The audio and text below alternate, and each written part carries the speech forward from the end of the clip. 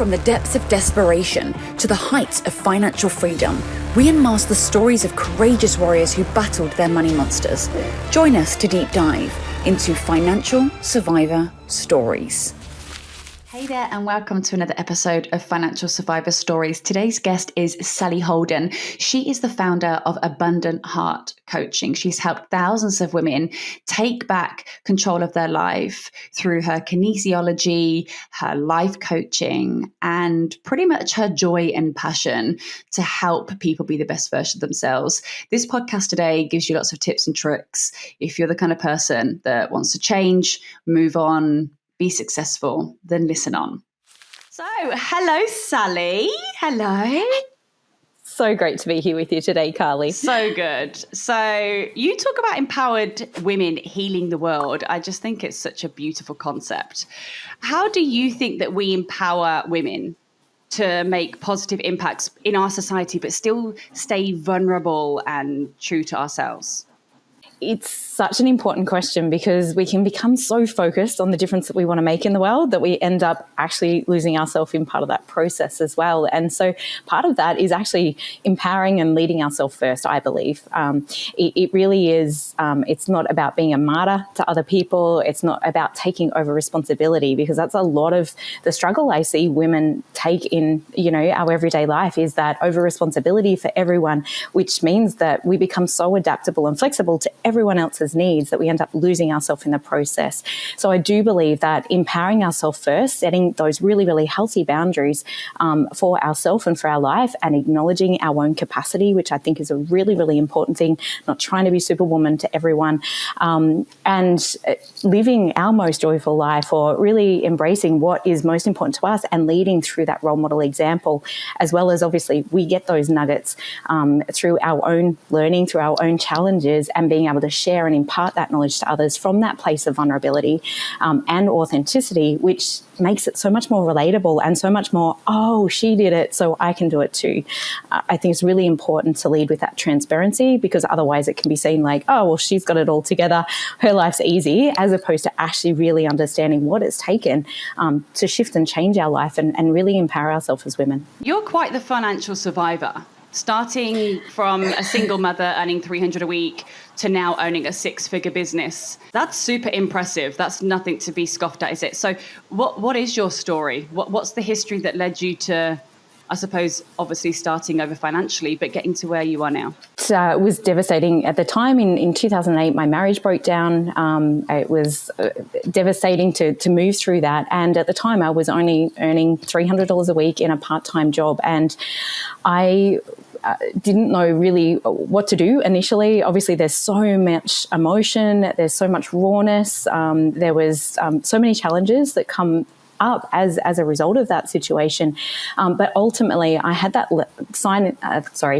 I'll start again. I had that line in the sand moment where my kids were playing in the lounge room. I was laying on my bed. My mum had actually passed away from terminal cancer shortly after my marriage broke down. So it was a lot at the one time, and really trying to figure out my deeper purpose, why this really mattered to me. And my girls were my whole why. I actually didn't realize, I didn't know how to love myself. I didn't even know what that looked like or was, let alone empowerment or how I was going to get myself back on that path again. So really, there was so many moments where it was like digging deep with all the challenges and the adversity that I faced to come back to that deeper purpose and why. And I often say, like, to my clients as well to myself, your why has to be bigger than your fears. Otherwise, your fears are going to stop you. It takes true courage to change our life. It's not a small feat. And certainly once we start changing, that can upset other people around us as well, or they may feel triggered or jealous even of the changes that we're making in our own life. So really having that courage and a deeper purpose and meaning beyond ourself, I feel, is really, really important. And for me, that was my girls. They were only 6 and 8 at the time. They're now 21 and 22, and I have a grandbaby, and wow. So much has changed. But really, that was honestly, going through divorce and finding myself as a single mum, raising my girls by myself as a single income provider, I had to find a way to create flexibility and adaptability in my life so I could still be the mum that I wanted, but also have the financial well-being that I also wanted for us as a family. I mean, you say you're not a superwoman. That sounds slightly heroic to me. But obviously in regards to mental and physical, how did you deal with that? How did you, because that's so much pressure, right? So how did you deal with that? A lot of it, I actually plugged into Tony Robbins, believe it or not, every single day. It was like, I have so much negativity at the moment. And I had this belief that, if I eventually poured enough positive stuff in, positive stuff would have to start coming out. So honestly, that was my number one kind of biggest thing that made a big difference to my life. I went on and I did tons of Tony's programs and everything. You volunteer, don't you, for him? I did. I've done UPW as a volunteer, like as a crew member, and also done Date with Destiny, both as a crew member and in the leadership training section as well, which was really amazing. So, Tony's had a massive impact on my life in many ways, as have, a few other different mentors and everything. But that was like a huge part, was actually starting to acknowledge my negativity and actually put the positive in. And I think it's so easy to kind of, get lost in the news or the media or social media, comparisonitis, like all of that stuff. We've really got to be mindful of actually bringing in the positive and being really focused on where it is that we're going, because I think that helps develop mental fortitude and mental strength and mental resilience as well. Whereas when we're focused on what's going wrong, and we often stack, I certainly did, this is not working, that's not working, this is hard, this is difficult, and we start to feel that burden and that exhaustion kind of on our shoulders and the weight that we carry as well. So I also had the belief, strong body, strong mind, and so I have trained as a kinesiologist as well. So there's a huge link between our physical, mental, emotional, and spiritual well-being. All of those parts are so interlinked. And when I say spiritual, I'm really meaning our connection to ourself and our connection to life. So when we lose that connection to ourselves, either through, how we're communicating to ourselves or our inner critic, which can get really loud, our self-talk is one of the biggest pieces in remaining strong mentally, and also how we're treating our body physically. So, when I notice if I'm falling into the Facebook scroll hole or something of an evening, it's like, no, I'm tired, I need to take myself to bed, as opposed to just sit there and go, oh, I'm too tired to take myself to bed. So getting really good nutrition was a key thing for me. A lot of my training also supported me. And I did a lot of personal development. I've literally continued to read books, pretty much one per week for the last 10, 15 years. So there's a lot of positive feedback that comes in as a result of that, and a positive learning that helps, I think, definitely in that mental strength and that physical strength as well, because we've probably all had that day where, you feel like rubbish in yourself, where like, just can't be bothered going to the gym or whatever. Just and a it's day. 10 times. Just one day. Yeah. I think it's more like, well, you know what I mean? Like sometimes it can be months and months of feeling like that, right? I mean, you sound like you've got a really strong mindset. Do you think it was your divorce that made you think differently? Being on your own, having to think, I've got to be totally independent now, I've got 2 children that are your world. Do you think that forced you to think differently? Shifted my perspective to take radical self-responsibility for my life. And I think that was a huge piece, and certainly something that I also see with my clients as well. It's like that moment where we have to stop blaming. Like if we're wanting to change our life, if we're wanting to take that power back, what I realized was when I blame something external, I'm actually giving my power away to that thing. Like that was such a key revelation for me in going, oh my God, and taking self-responsibility. Like if it's going to be, it's up to me. And it's not to mean that I can't ask for help, although I did really struggle with that initially. I think that was a huge learning curve in itself, was actually being willing to accept help, being okay with accepting help, and not seeing it as a sense of failure in any sense of the word. Any woman that appears to be a superwoman is normally because she's got a team around her that is supporting her in so many ways as well. So who was that support? Because everything you went through is so overwhelming, and there's going to be people that are going through that. So you obviously went on to do something amazing, but what were and I'm hearing all these great words of, being sort of positive and mentally focused, but what are the first baby steps that you took to change that? Definitely putting the positive in, but also a huge part of that is also feeling all the feels, and that can be incredibly difficult. I literally gave myself 12 months to grieve, like significantly grieve. Anytime my kids were at their dad's, I literally would allow myself to lay on the floor and just cry my heart out. And it wasn't necessarily like a woe is me. It was just literally, sometimes it was, absolutely. Like I really felt that at times. And I think that that's a really important step in the journey to acknowledge as well, because sometimes like life is just so difficult and so hard, and smashed with the grief of losing my mum as well.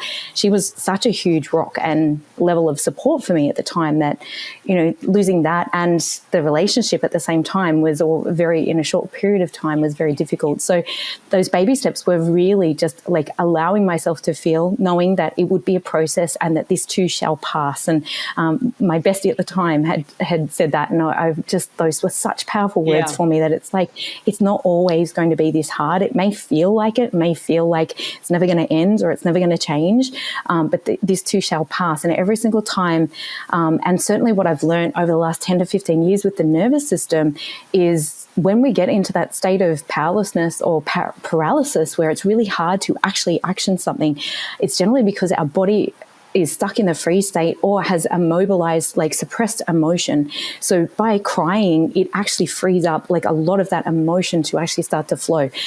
It can be challenging because obviously most of us don't want to feel that pain, and we do anything to try and avoid that pain, but essentially we're living in that pain if we don't actually process it.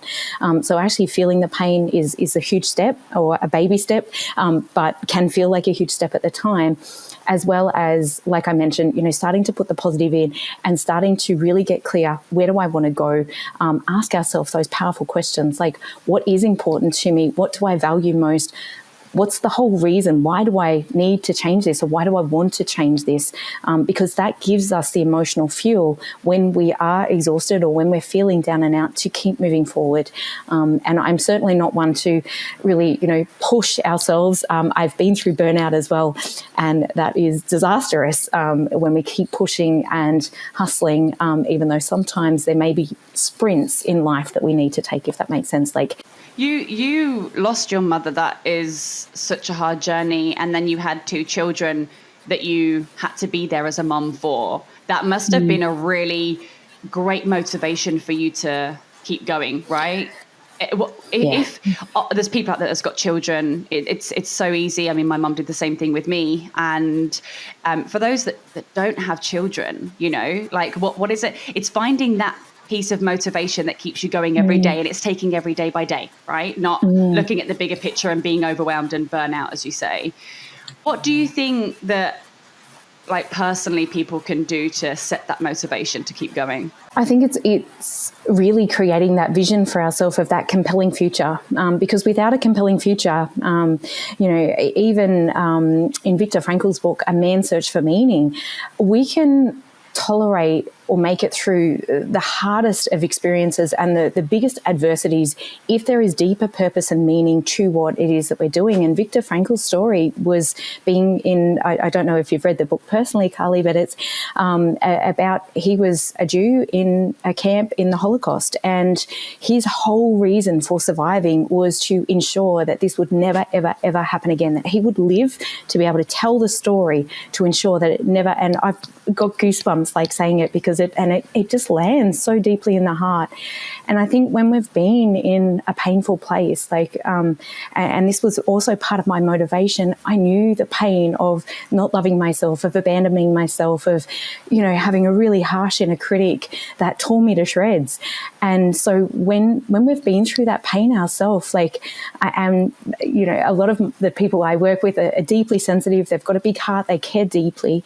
And so, of course, it's only natural when we've overcome that challenge within ourselves, we want to be able to share that with the world or make a difference in the world. And I think everybody has that core yearning at some level to want to make a difference in the world. And we all have that power within. So I feel that can even be a deeper purpose and meaning. But sometimes it can just be stopping the generational trauma or, so many different things that when we really get deeply in touch with our heart and why this matters. And sometimes we've got to ask ourselves many, many times, why that really matters to us or why I really need to do this.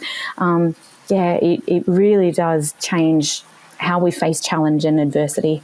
Because you went on a huge journey. So you decided to take all your pain and fix yourself somehow. Probably every day still fixing yourself. It's an ongoing thing, isn't it? We don't just wake up one day and go, okay, we're fixed. Everything's, not broken anymore. And you decided to do your coaching and also kinesiology. How did we get there? So I do have a big belief that we're not broken, which definitely really serves as well, and that a lot of our healing actually needs to come from unlearning things that we've taken on from other people, other adults around us, perhaps even our parents, unknowingly or unconsciously being transmitted to us in that moment. So, but I do believe, yes, healing is an ongoing journey and there's still pieces that I'm letting go of and healing within myself and being more okay with. And I guess before my divorce or before my marriage actually broke down, I had literally printed off a kinesiology course 5 years prior. And I just knew that my former husband would never support me in that. And it was kind of one of those things that I tucked away in the filing cabinet until the kids had kind of grown up and I'd finished my mummying years or parenting years in that respect, and that I would have time to create and do that for myself. So it was one of those first steps. I had this burning passion within to really study that because I was so curious about how the mind and the body worked and all of those things. So I really just, honestly, it sounds so cliche, but I followed my passion, and that was what lit my heart up the most. And then eventually transformed that into coaching. And that was more out of necessity and the realization that everything my clients were coming to me with in terms of the kinesiology all came down to their mindset. It was the beliefs that were actually really holding them back and the ways that they communicated with themselves and how they perceived certain events in their life as well. Your journey has been incredible and you've learned so much. And I would love for you to share a story from your experience where you've witnessed a profound transformation from one person that you've worked with through your coaching. Absolutely. There's so many different ones kind of come to mind. But one lady in particular, Kerry, she came to me, she had said, I've tried everything. I've literally been on the healing path for, years and years and years, and nothing has worked. And at the time she was experiencing complex PTSD. She had fibromyalgia, which was literally stopping her from working for 4 days at a time because of the amount of pain she was actually in.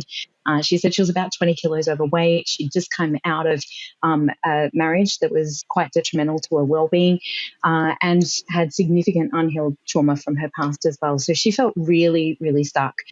She was very skeptical. And literally within the first 3 to 4 weeks of working together, she was just like, oh, my God, nobody has ever shared with me about why my life is the way that it is, simply because it was such a big reflection of how she felt about herself was literally being reflected back to her in life. And that was difficult for her to take on board, but also so profound. And much to her credit, she took on board the work and 8 weeks later had 80% of her fibromyalgia symptoms resolved. She'd lost 12 kilos over that time, which meant she felt so much better in her physical body. And the most profound transformation, though, she said, I cannot thank you enough. For the first time in my life, I can truly say I love myself. And just having that tools to be able to come back and actually release so many of those things that she'd taken on board as a child about who she was, and the old narratives and the painful stories we carry. And often fibromyalgia can be, a massive representation of pain stored physically within the body. So releasing that, knowing how to do the work. And I caught up with her a little while ago, and literally 2 years on, she is still thriving in her life. She's met the love of her life. They're traveling in their vans and really embracing like the life of her dreams. And it fulfills me so much to see when that happens for women that really take the inner work and run with that and show up for themselves as well. And a huge piece of that is really accepting that radical self-responsibility of changing our own lives. Do you incorporate nutrition into that? I do get, as part of my kinesiology training, there was a small part of that, which is trained in nutrition. I've done lots of study myself for myself as well. But nutrition is a key part, because if we put in, dead food into our body or processed food into our body or tons of, and when we're exhausted and tired, we tend to go for the quick, easy, dirty fuel. I don't like to call food good or bad, but essentially it creates like huge big blood sugar spikes, which then drop and crash us 10 minutes or an hour later, which definitely impacts emotional regulation and our energy, and particularly adrenal fatigue. And there's a ton of stuff in that, as well as the alkalization within the physical body too, because when we're overly acid, that creates lethargy in the body, and that can be from not only the food we eat, but from not breathing enough, from not drinking enough water, and so on. So taking care of the physical body is a huge part of our mental and emotional well-being for sure. I'm the worst when it comes to water. I make it my New Year's resolution every year. Every year I go, right, I'm going to drink more water this year, and I'm still like thirsty right now. In fact, I've got water in front of me, which I'm not going to drink probably for the next 3 hours. But yeah, it's so important. Have you heard of the glucose goddess? No, I haven't actually. She is another incredible woman, and she talks about nutrition and just sort of bringing it back to basics, because nutrition can get really complicated, and it is a huge part of helping with your mindset. But she always says you should eat your vegetables first, eat your green vegetables, and she calls them like female warriors. So when they first go into the body, they line everything and they protect everything, so you can put all the bad stuff in afterwards. So at least you've got your warriors in there. So. But you create what you actually say is you create a plan to reduce stress and build a kick-ass future. That's what you say. That sounds amazing. I want one of those. Could you walk us through the elements, the essential elements of such a plan? The initial first step to reducing stress in our lives is to be very, very mindful of what it is that we're actually focusing on. Because if we're focusing on what's going wrong, what could go wrong, what has gone wrong, clearly that is absolutely going to create more stress within the body and disable us to actually take action as well. So really getting clear on what do I want rather than what don't I want. Most people are really clear on what they don't want to experience, but actually taking time to focus on and get clear on what it is that we do want is definitely a first step to that. Minding our inner talk, that's a huge significant piece of the stress, the ongoing stress that we can deal with on a day-to-day level. But again, how we're actually encouraging ourselves or supporting ourselves or berating ourselves make an incredible difference in the level of stress that we actually feel within the physical body, and the way that we actually perceive events in our life as well. I'm a huge fan of the Byron Katie work. It's at www.thework.com if people aren't familiar with it, but I really encourage, I found that along with Tony Robbins to be totally transformational in my life, and really learning how to actually challenge our beliefs and challenge our thoughts and challenge our self-talk is really, really pivotal in that situation too. So the other piece with that is also really starting to take the aligned action steps. So I like to write down, what is it that I want? Why do I want that? Because that gives me a greater emotional fuel. And often we need to really ensure it's not because I don't want to be stressed and I don't want to live an awful life and I don't want to not the negatives, but it's what is it going to give me in a really positive way? Because then we're actually using that as positive fuel and emotional fuel to be able to take the aligned action. Whereas, and I had a quick example of that is I had a client, she's like, office is a mess and I'm not getting to it. And I said, well, why do you want to change it? And she's like, oh, because it's annoying me, because it's frustrating me, because it's draining my energy. And I'm like, how's it going to feel when you finish? Oh, it's going to feel amazing. It's going to feel exciting. It's going to feel so satisfying. And she's like, why oh do my we God, I've do got the energy that? to do it now. Why do we why is it so much easier to talk negative to yourself? It is, isn't it? Why does the brain go to that first? I don't understand. Because our ego survival mind, well, that's what I call it anyway, is built to protect us. It's not built to make us happy. So it is hyper vigilant. And this is a key thing also with our physical energy, because the lower we get in physical energy, the more the ego survival mind becomes hyper vigilant to what could go wrong, what could hurt us, or what we fear, because it's trying to protect us and keep us safe.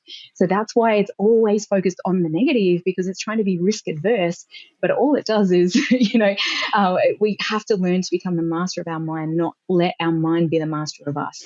Was there something you wanted to say no, there, Kelly? No. It just makes me think about quantum physics and how your body retains memories. You just said is in feelings, and you retain all the bad ones, and you could just keep going over and doing it over. You have to make that. You have to make that cutoff, and where you try and keep changing your mindset all the time. It's not like I'm going to stop thinking about it now and that changes. It's almost within your cells where you have to tell your cells over and over again, I'm going to think differently. I'm going to feel differently. Otherwise, your body goes, no, I remember how I felt like that. I felt like shit. I like feeling like shit. I'm going to feel like this. This is easy, What do you think about that? Yeah, it is very habitual, because it's also understanding like how we learn things, and we learn things through neural pathways, which is the more repetition we do of something, the easier it is for that to become unconscious. And Joe Dispenza says that, like by the time we're 30, 95% of who we are is auto programming and conditioning. So it's kind of like having this massive big superhighway, to get to the destination of fear or worry or stress. And we're so used to driving down it every day that we get the green lights, and it's a big pathway because we've built that through that repetition. So the longer we've done something, the harder the habit it is to break. Whereas when we're creating a new pathway to, say, gratitude or joy or empowerment, sometimes it feels like we're literally macheting through the jungle for the first time. And we have to keep the daily practice up, simply because, and Joe Dispenza talks about this, when we learn something new, there's 1,300 new neural pathways connected and created when we learn something new. But if we don't continue that practice for 3 to 4 days, those new neural pathways start to split off and disconnect. So unless we're actually practicing something on a daily basis, and it's also one of the key teachings I share with the people I work with, is your morning ritual. Either sets you up or destroys you for the day, because again, it's the momentum of where we're going with that particular thought or feeling. So yeah, our mind was built to protect us, not to keep us happy. If I drink this water now, okay, and I do it for the next 5 days, are you telling me that my neural pathways are going to change and I'm going to keep drinking water for the rest of my life? Well, you can increase that by celebrating and experiencing immense joy that you're on the path, that you've done a great job, that you're supporting your body, that you're supporting your hydration. The more joy we bring, we actually can learn up to 3 times faster as well with everything. And the things we remember in life, so where this starts to become the auto programming, is when we experience something with emotional intensity. So be it a fear or a negative emotion, or be it a positive emotion, that is where that gets deeply driven within the subconscious mind. Because most people try to change logically. Oh, I shouldn't do that. I shouldn't think that way. And it's literally like trying to bang the outside of the computer and change the software inside. It does not work. And so this is where our subconscious is driven by our feelings. And that's why I love the Byron Katie work, because it's how do you feel when you believe the thought? It's taking you deep into the pain of having the feelings, which most people don't like. It's a challenge.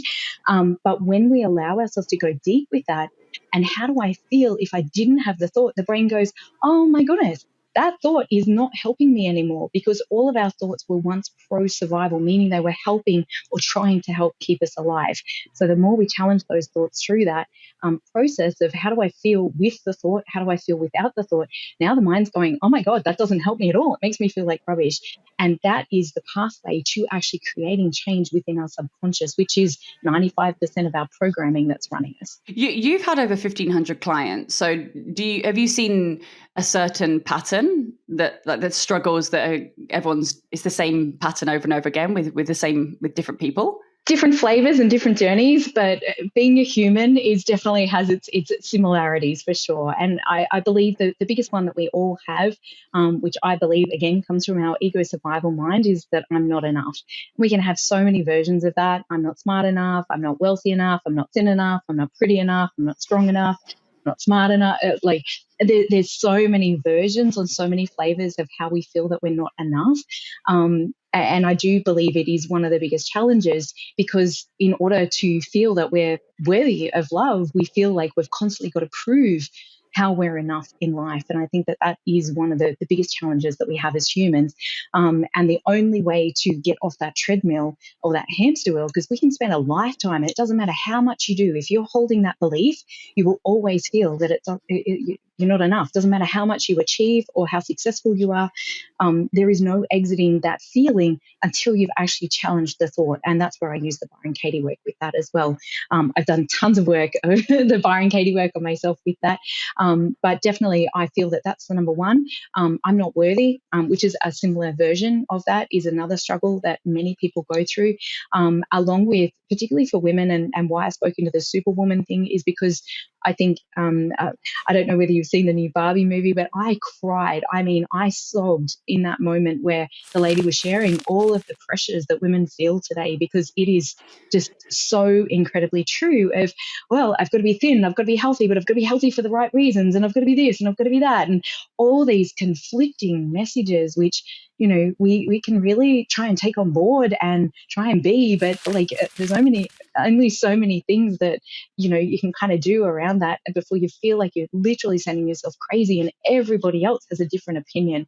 And I think coming back to our heart center, coming back to our own intuition and doing what's right for us personally, that is the biggest gift that we can give to the world, because we're sharing our authenticity, we're sharing our own unique perspective in the world. And whilst that may be different to others, it helps in expanding the perspective. It helps in opening up to a different way of being, even though that may be different to others, which some can be challenged by as well. So, but I think that they're really, you know, the core ones, and particularly for women, you know, overcoming that need to be everything for everyone, the over responsibility. I see that play out again and again. It's been a huge one in my own life personally, as well as, you know, feeling guilty for resting, or not being able to ask for help, feeling like we've got to do it all ourselves.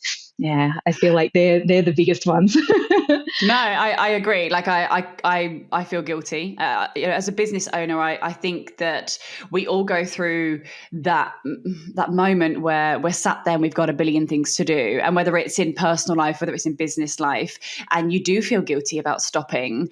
You know, and I actually think that women go through this, especially when they have staff. And I don't know if you've seen this, but the staff are working, and sometimes you think, oh, I feel guilty that someone else is helping, you know, is doing the work, and I should be also doing it right now. And it might be that, you know, I'm just actually having lunch, which is a normal person thing to do, but you're a business owner and you should be not having lunch, and you should be working through and working doubly as hard as everyone, you know, as everyone else. And, you know, I think that I'm not enough, as well as the feeling guilty, that goes together, doesn't it? I think. It really honestly does. And again, it's a lot of that is conditioning from society, conditioning, you know, generational trauma. Like, I don't know about you, but I definitely saw my mum being the selfless mum, like giving everything to everyone, taking care of everything, and really being the martyr. And again, you know, forever grateful for the beautiful, loving mum that she was. And my heart also breaks for her. And it was one thing that I was super conscious with raising my two girls in, if this doesn't stop with me, if I don't actually give myself permission to rest, this was how I overcome my guilt. If I don't give myself permission to rest when I actually really need to, I'm teaching my kids, my girls, that when they become parents, or, you know, they're working, that's not acceptable. That's not okay for them.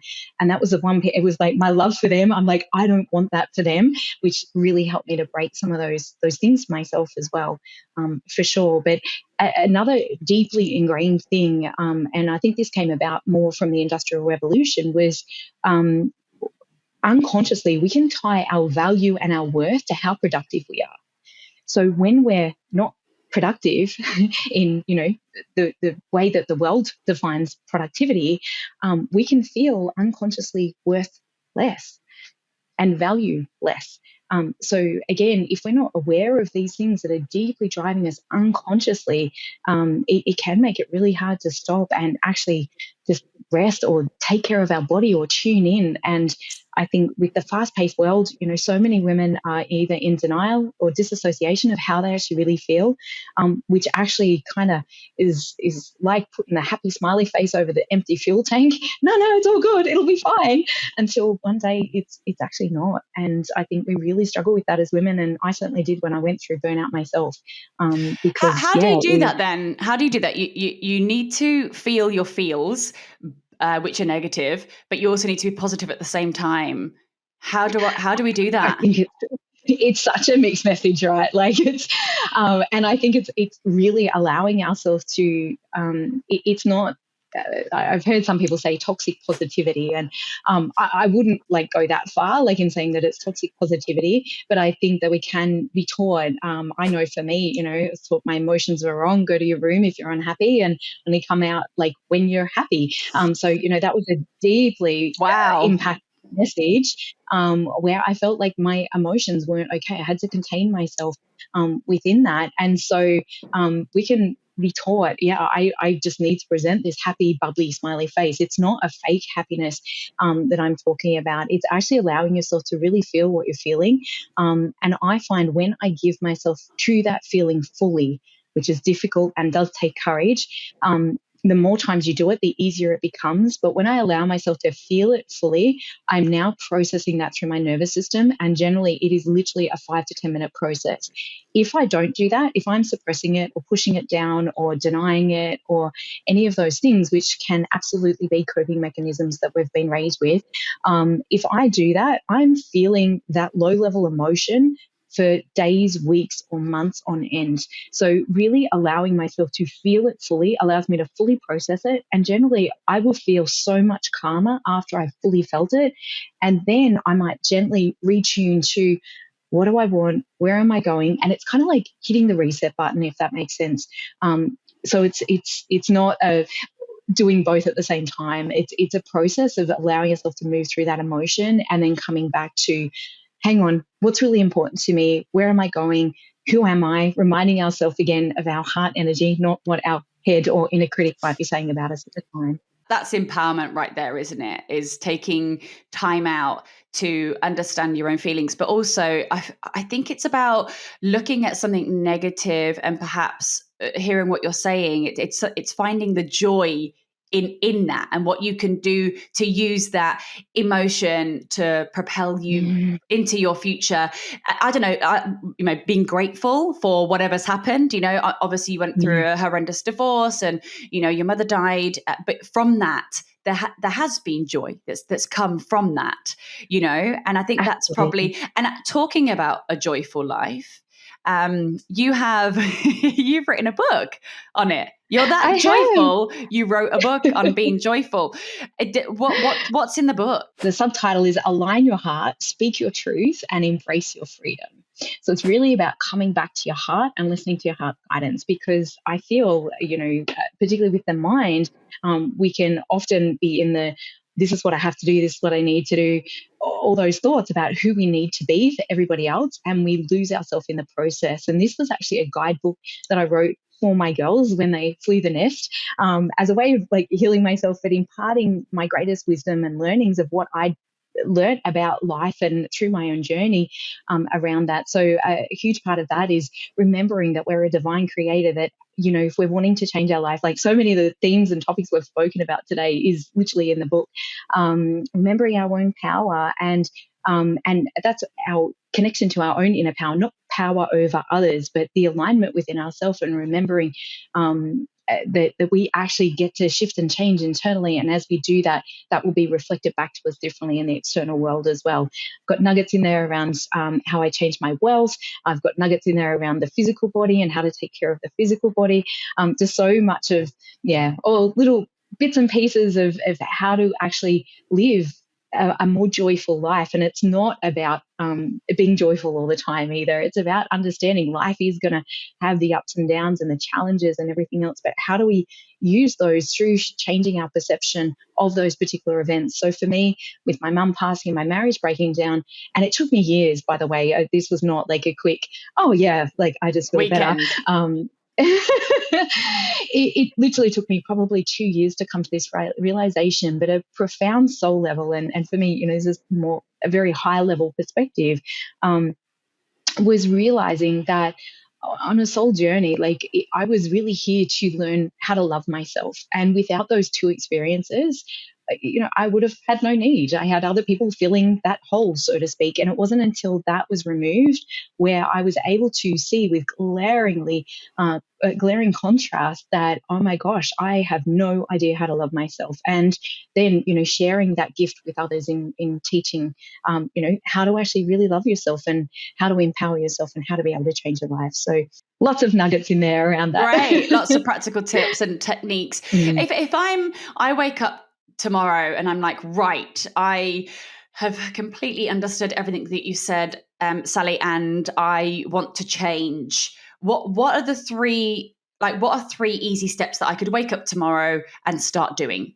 I think number one, get really clear on what you want to create for yourself moving forward. Not what everybody else wants for you, not what you think that you should do, but what actually, if you were living your dream life, or if you got to have it be, I often say to my clients, if you had a magic wand and it got to be however you wanted, doesn't matter how pie in the sky that sounds, but what actually is that?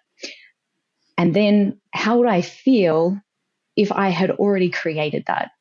Because that actually gives us the energy to be able to create that, because we cannot find the solutions when we're stuck in the energy of the problem or what's not working or anything else. Like the how often shows up after we've shifted our energy.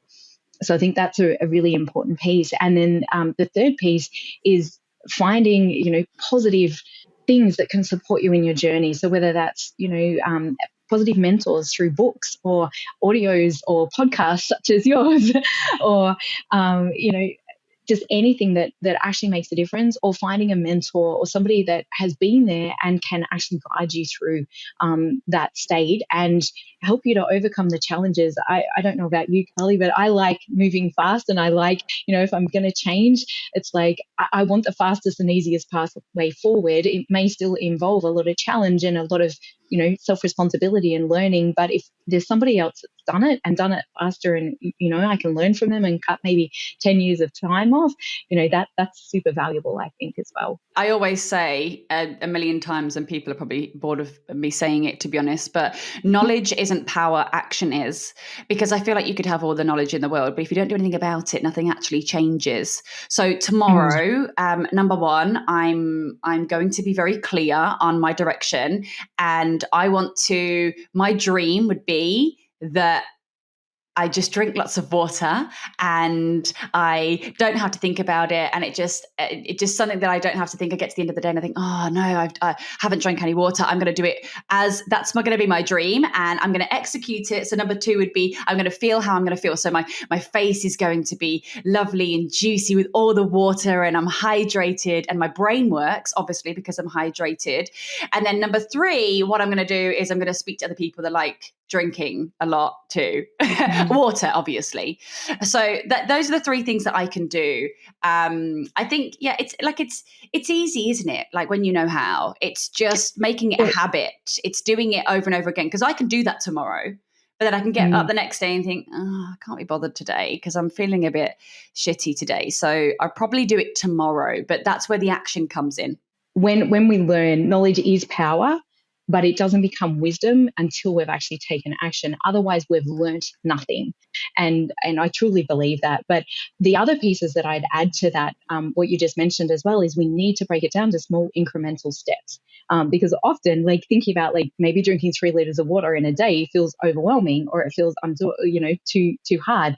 So and making it as easy as possible as well, I think, is another important step. So it's kind of like breaking it down until we feel that we can actually take action. So it might be just having the first glass. So true. Setting a timer, just those little things that make it easy, because otherwise people overwhelm themselves. They try to implement change too quickly or too much at the one time. And then the inner critic kicks in. I failed. I haven't done it. Why bother? This never works. Yeah. And we tell ourselves that story. And then only to go 3 weeks later, I'm really frustrated. This still hasn't changed, and do the whole thing again. So small incremental steps, breaking it down. Yeah. What you're doing is very noble. It's the pursuit that you're on, and I would think it could be very challenging with lots of dealing with lots of different women's emotions. What keeps you personally motivated now? Like what inspires you on your mission? At times we can get, jaded. It's kind of like, it can be a lot. Like, I've actually been doing this for 13 years now, and it really is about taking care of ourselves first. I know it sounds so cliche, but we cannot give from an empty cup. The more fulfilled I am in my own personal life, again, I'm sharing and being that role model for others, or hopefully, just providing some inspiration of potentially what's possible for other women if that's what they're wanting to create as well. But it comes back to that deeper why of I know that pain, and really helping make a difference. And when you can see that you're making a difference as well, I definitely think that also helps.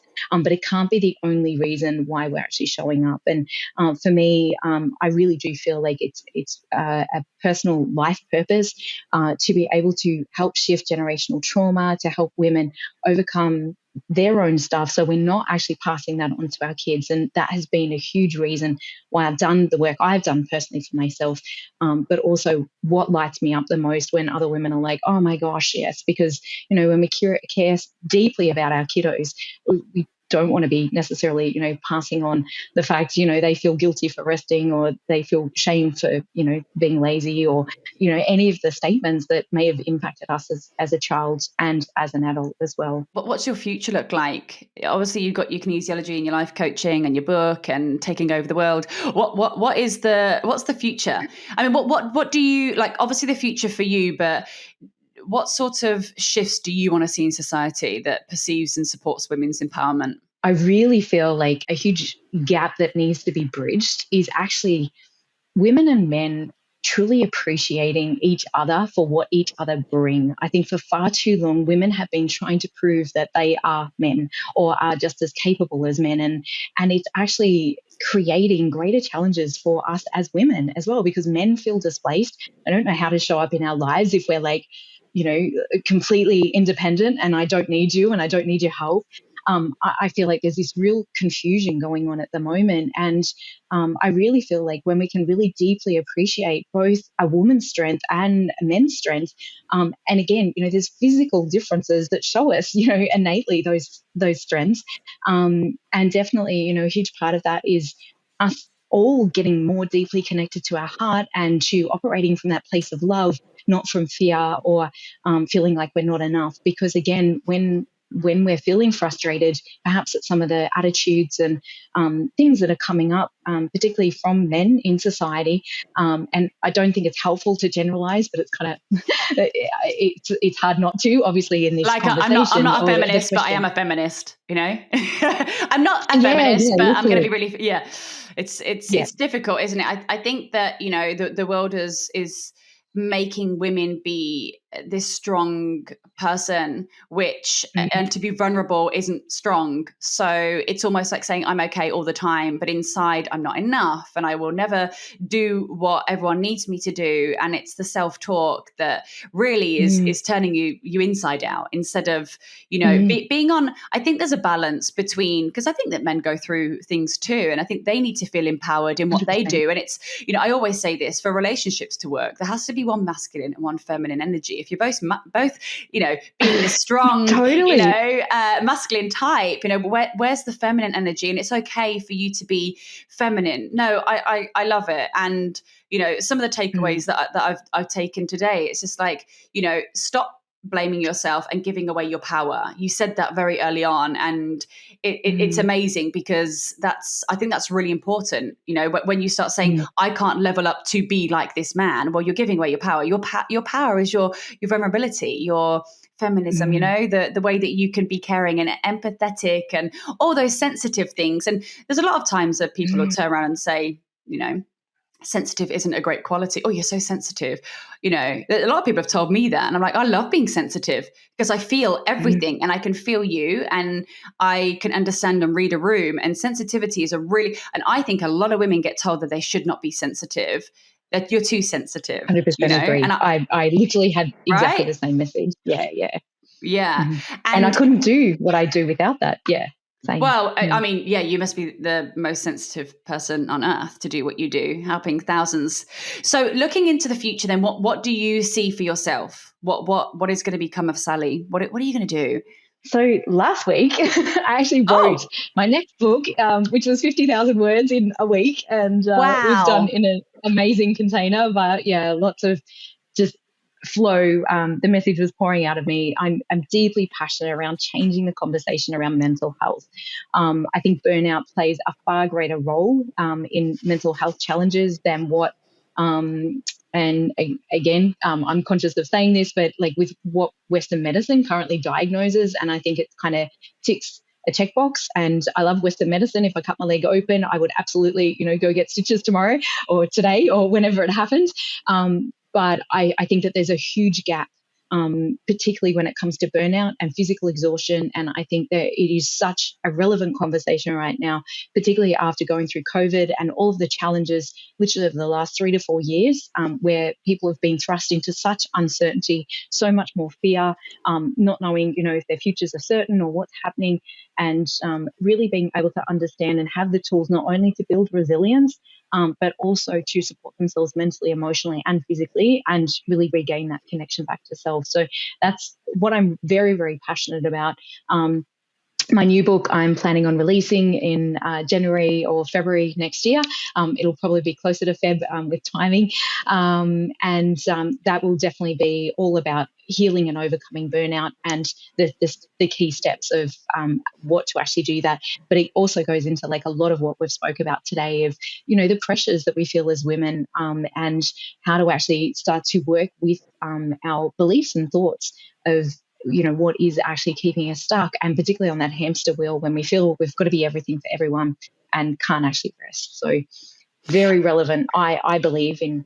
And getting what you want out of life, like you said, the number one is dream. What do you want your life to look like? Vision it, feel it, and then go for it. Take that action.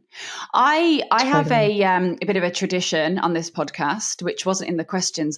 Naughty Carly. I would like to keep you off guard. So you said you're not a super woman, but the question is, what is your superpower? Definitely my sensitivity. Yeah. It is? Yeah.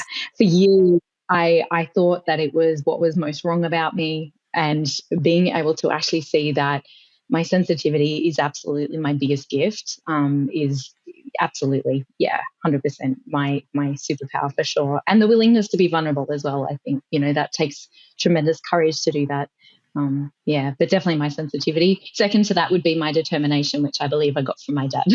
So the persistence and determination. Wow, you got to take that action. I speak to lots of successful people, including yourself, and it seems to be a residing trait. We all have this persistence, this determination, that I can't give up. I will succeed. And that's feeling the feels. It's feeling the feels. I'm going to be successful, and whatever success looks like for you. It's it has to be personal, has to be passionate. You seem like an awesome, passionate lady, and you've done so much for so many women. It's been an honor speaking to you today, and we will put your links of the book that you've currently got out, and then everyone can look out for the new one coming out next year. That'll be exciting. Thank you so much for sharing everything with us today, and we'll look forward to seeing what you change in the future for women. Thanks, Sally. Wonderful. Thank you so much for having me here today, Carly, and truly appreciate the gifts that you're bringing to the world as well. Yeah, so beautiful. Thanks. More women are going to start speaking together. We don't have to shut up anymore. We can just say what we think, and I'm the worst for that. someone told me that diplomacy is actually something that I should learn, because what I feel here comes out of here. So I have to think before I speak. So I don't always think that's a bad thing either. No?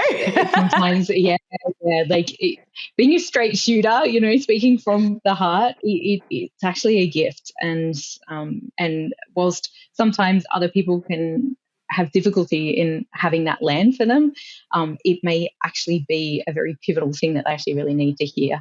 And it might take them a day, a week, 2 years for that to land for them. That's their own journey, I feel. But when it comes, you can be told lots of things, can't you? But if you don't take them on board, that's a different thing. Yeah. Obviously, you've coached heaps of people. So I suppose you keep telling people the same thing over and over again, don't you? But I think otherwise we're filtering our voice. We're filtering what, particularly when it's coming from here. If it's coming from here, maybe that's a different story, because that tends to be more reactive, defensive. But if it's coming from here, coming from our heart with the best of intention, I think that's a gift to the world. Well, it aligns with your sensitivity. Let's keep going out there, being sensitive and speaking from the heart. And lovely to speak to you, Sally. Thanks so much. Likewise. Thank you so much, Carly. And that's a wrap from another episode of Financial Survivor Stories.